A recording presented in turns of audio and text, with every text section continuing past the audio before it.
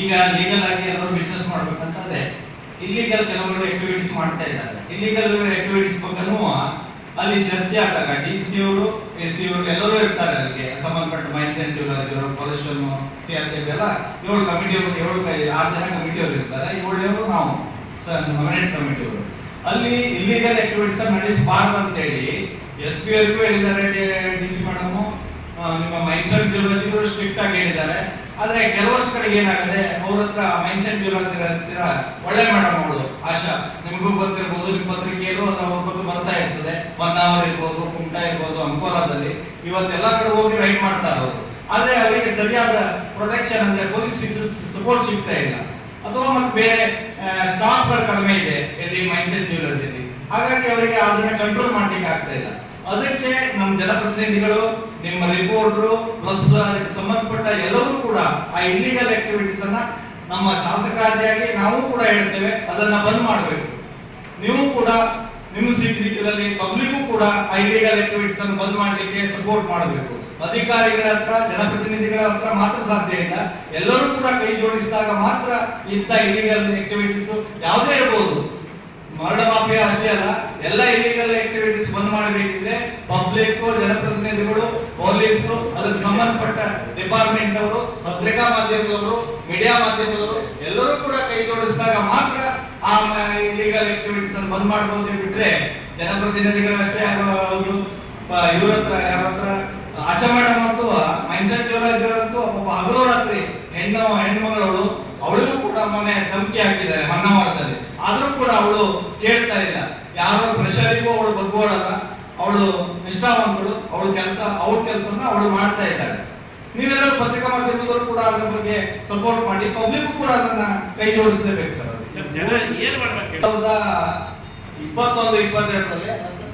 21-22ರಲ್ಲಿ ಇಲ್ಲಿಯವರು ಒಂದು ಇದನ್ನು ಮಾಡಿ ಕಳಿಸಿದ್ದಾರೆ. ಅದಕ್ಕೆ ಸರಿಯಾದ ಮಾಹಿತಿ ಇಲ್ಲ, ಟೆಕ್ನಿಕಲ್ ಪ್ರಾಬ್ಲಮ್ ಅದೇ. ಲೀಗಲ್ ಮಾಡ್ಬೇಕಿದ್ರೆ ಟೆಕ್ನಿಕಲ್ ಪ್ರಾಬ್ಲಮ್ ಅದೇ. ಅದಂದ್ರೆ ನಾನು ಮಾಹಿತಿ ತಂದೆ ಮಾತಾಡ್ಬೇಕು, ಯಾಕಂದ್ರೆ ಪತ್ರಿಕಾ ಮಾಧ್ಯಮದವ್ರ ಹತ್ರ ಮಾತಾಡ್ಬೇಕಿದ್ರೆ ಏನಂತ ಹೇಳಿದ್ರೆ, ಸ್ಯಾಂಡ್ ಅನ್ನು ತೆಗಿಬಹುದು, ಅದನ್ನ ತಂದು ದಿಬ್ಬದ ಮೇಲೆ ಸ್ಟೋರ್ ಮಾಡಿ ದಿಬ್ಬದ ಮೇಲೆ ಇಡಬೇಕು. ದಿಬ್ಬದ ಮೇಲೆ ಇಟ್ಟದ್ದನ್ನ ಟ್ರಾನ್ಸ್ಪೋರ್ಟೇಷನ್ ಮಾಡುವಂಗಿಲ್ಲ. ಆ ರೀತಿಯಾಗಿ ಸೆಂಟ್ರಲ್ ಇದಕ್ಕೆ ಹೋಗೋದಿಲ್ಲ. ಅದಕ್ಕಾಗಿ ಕೋರ್ಟಲ್ಲಿ ಫೈಟ್ ಮಾಡ್ತಾ ಇದ್ದಾರೆ. ಅದನ್ನ ಟ್ರಾನ್ಸ್ಪೋರ್ಟೇಷನ್ ಅಂದ್ರೆ ಈ ಹೂಳು ಎತ್ತುವವರು ಯಾರು, ಹೂಳು ಎತ್ತುವುದಕ್ಕೆ ಚಾರ್ಜ್ ಕೊಡುವವರು ಯಾರು, ಇದನ್ನ ಎತ್ತಿ ದಿಬ್ಬದ ಮೇಲೆ ಇಟ್ಟದನ್ನ ಮತ್ತೆ ಮಳೆಗಾಲ ಬಂದಾಗ ಸೀದಾ ಮತ್ತೆ ಮಳೆಗೆ ಹೋಗ್ತದೆ ಅದು, ಅಥವಾ ನದಿಗೆ ಹೋಗ್ತದೆ. ಅದನ್ನ ಆ ಟ್ರಾನ್ಸ್ಪೋರ್ಟೇಷನ್ ಚಾರ್ಜ್ ಕೊಡುವವರು ಯಾರು? ಏನಾಗುತ್ತೆ, ಈಚೆಗೆ ಫಾರೆಸ್ಟ್ ಪರ್ಮಿಷನ್ ಕೊಡೋದಿಲ್ಲ, ರಸ್ತೆ ಇರೋದಿಲ್ಲ. ಅದಕ್ಕೆ ಸುಮಾರಷ್ಟು ಟೆಕ್ನಿಕಲ್ ಪ್ರಾಬ್ಲಮ್ಸ್ ಇದಾವೆ ಸರ್. ಹಾಗಾಗಿ ಇಲಾಖೆಯವರು ಇದಕ್ಕೆ ತಿಂಗಳಿಗೊಮ್ಮೆ ಮೀಟಿಂಗ್ ಮಾಡಿಕೊಂಡು 7 ನಂಬರ್ ಕಮಿಟಿ ತಂದು ಪ್ರಯತ್ನಗಳು ನಡೀತಾ ಇದ್ದಾವೆ.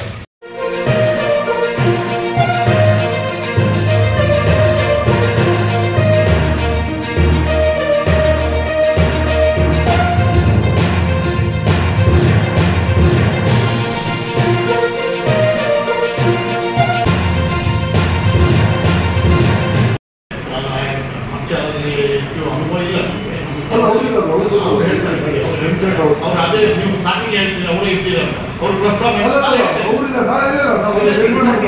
ಅವರು ಲೀಗಲ್ ಏನು ಯಾಕೆ ಮಾಡ್ತಾ ಇದ್ದಾರೆ ಅದನ್ನು ತಡೆಗಟ್ಟಬೇಕಂತ ನಮ್ಮ ಶಾಸಕರ ಆದಿಯಾಗಿ ಎಲ್ಲರೂ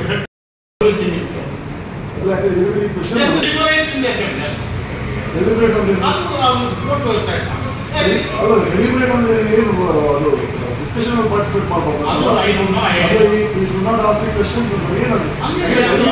ಅದು ನಮ್ಮ ವಕೀಲರ ಹತ್ರ ನಾವೆಲ್ಲ ಅದಕ್ಕೆ ಅವರದ್ದೇ ಅದನ್ನ ಇಂಟರ್ಪ್ರಿಟೇಷನ್ ಕೇಳ್ತಾ ಇದ್ದಾರೆ. ಅದು ಎರಡನೇ ಒಂದು ಪ್ರಶ್ನೆ ನಿಮ್ಮದು. ನಾವು ಈ ವಿಷಯ ಇಲ್ಲಿ ಮಾತ್ರ ಅಲ್ಲ, ಅದು ಒಂದು ಚರ್ಚೆ ಆಗ್ತಾ ಇದೆ ಮಾಧ್ಯಮಗಳಲ್ಲಿ, ಹಾಗೆ ಸೋಷಿಯಲ್ ಮೀಡಿಯಾ.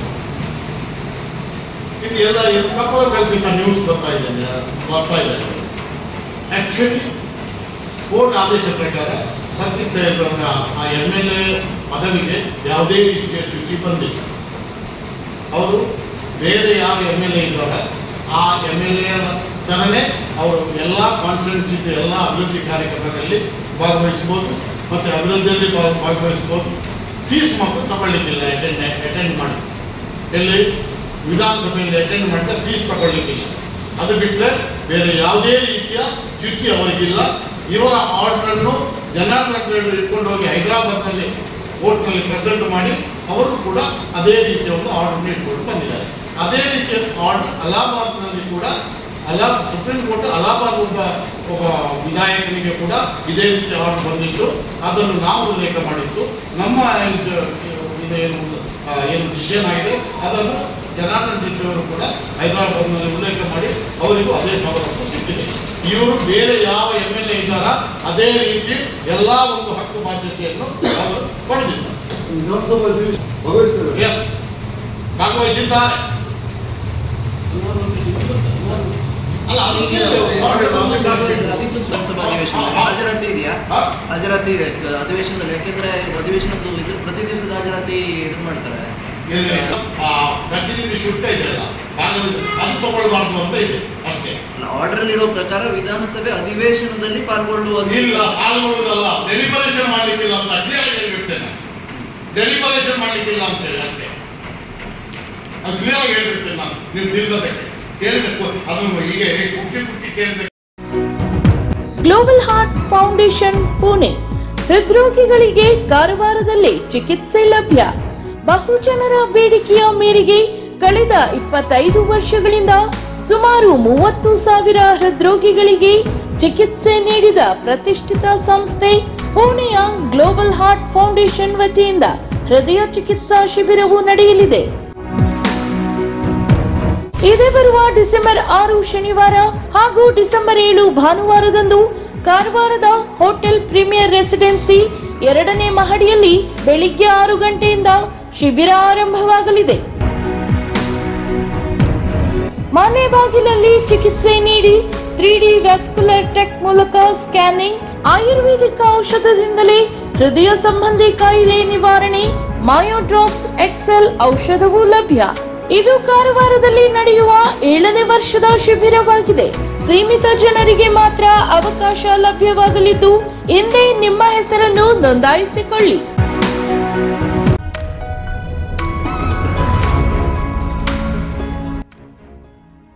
ಉತ್ತರ ಕನ್ನಡ ಜಿಲ್ಲೆಯ ಪುರಾಣ ಪ್ರಸಿದ್ಧ ಹಾಗೂ ನಾಗಾರಾಧನೆಯ ಪುಣ್ಯತಾಣ ಎಂದೇ ಪ್ರಸಿದ್ಧಿ ಹೊಂದಿರುವ ಹೊನ್ನವರ ತಾಲೂಕಿನ ಮುಗ್ವಾ ಶ್ರೀ ಕ್ಷೇತ್ರ ಸುಬ್ರಹ್ಮಣ್ಯ ದೇವಾಲಯದಲ್ಲಿ ಚಂಪಾಷಷ್ಠಿ ಉತ್ಸವ ಇದೇ ನವೆಂಬರ್ 26ರ ಬುಧವಾರದಂದು ನಡೆಯಲಿದೆ.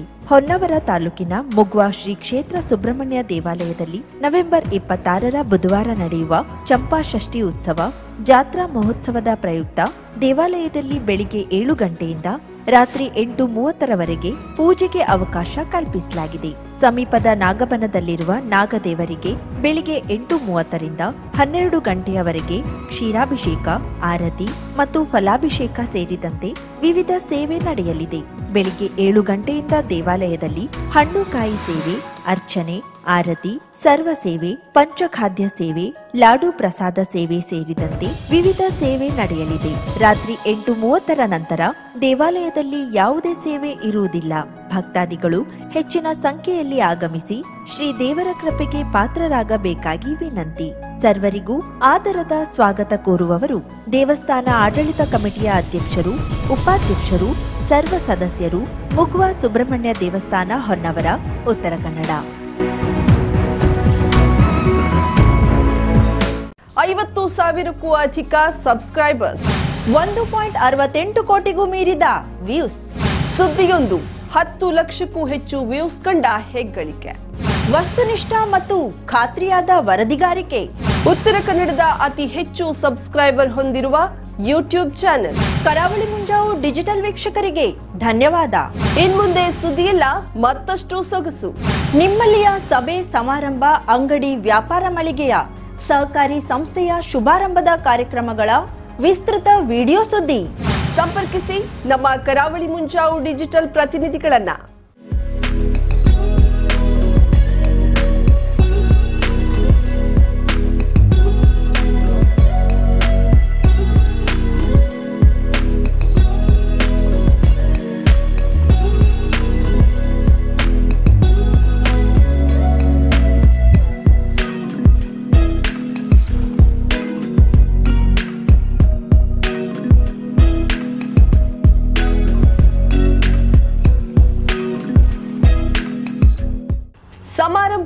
ನಿಮ್ಮದು, ಸಂಭ್ರಮ ನಮ್ಮದು. ನೋಡ್ತಾ ಇರಿ ಕರಾವಳಿ ಮುಂಜಾವು ಡಿಜಿಟಲ್.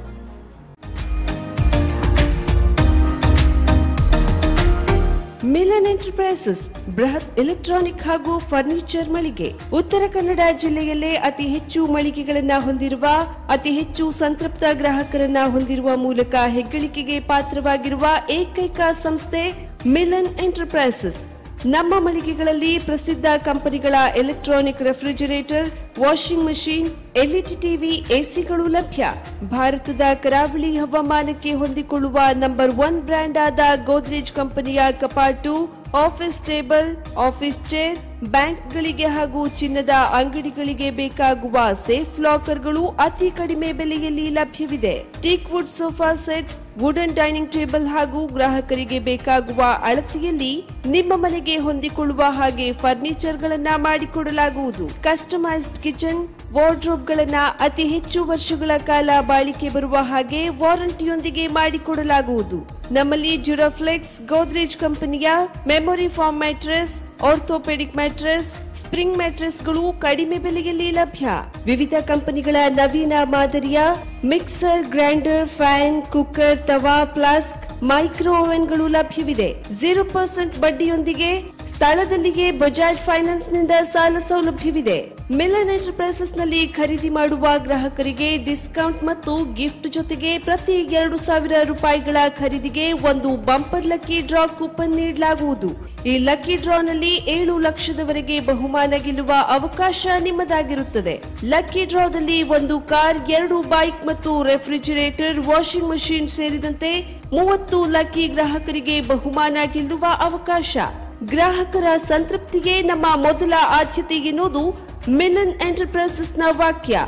ಉತ್ತರ ಕನ್ನಡ ಜಿಲ್ಲೆಯ ನಮ್ಮ ಶೋರೂಮ್ಗಳಾದ old Mahalakshmi super market, Mulla stop ಹತ್ತಿರ, ಕಾಜುಬಾಗ್, ಕಾರವಾರ, ಅಗ್ರಿಕಲ್ಚರ್ ಆಫೀಸ್ ಎದುರುಗಡೆ, ಮಾಸ್ತಿಕಟ್ಟೆ ರೋಡ್, ಹೊನ್ನಾವರ, ಸೀಮಾ ಕಾಂಪ್ಲೆಕ್ಸ್ ಹತ್ತಿರ, Moni Basti main road, Bhatkal, Indian bank ಎದುರು, CP bazaar road, Sirsi, JS building, JN road, Dandeli, KS building, Motikeri road, Haliyal.